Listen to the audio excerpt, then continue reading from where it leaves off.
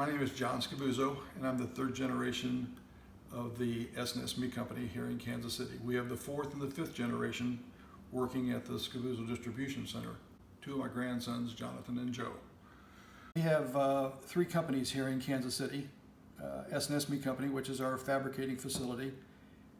Anything that's cut with a knife or a saw is produced at that facility. 4G Meat Processing, which produces all of our sausage, does all of our grinding, produces all of our patties. Anything that's tumbled or anything that's cubed is produced at 4G. Both of those companies send their product over to Scavuzzos Distribution at the end of each day, which means the following day that product is delivered fresh to customers. S&S and 4G are both USDA inspected facilities, so they do have a HACCP program in place at all times.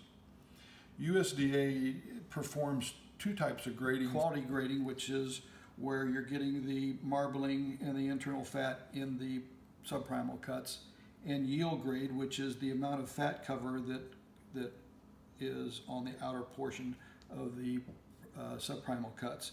That's the bark fat. The yield grade is 1 through 5, 1 being thin, 5 being over an inch thick. That's very important when you're talking about cutting steaks, because your yield will vary quite a bit because of the yield grade that subprimal has been graded.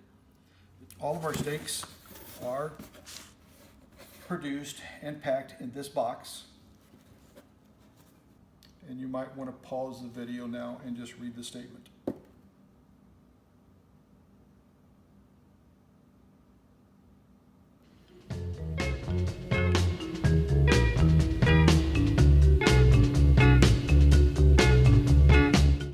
Hi, this is John Scavuzzo, and during the pandemic, we haven't had a chance to get to the barber and get haircuts. So I've got an appointment for a haircut, and I'll be back here in about an hour.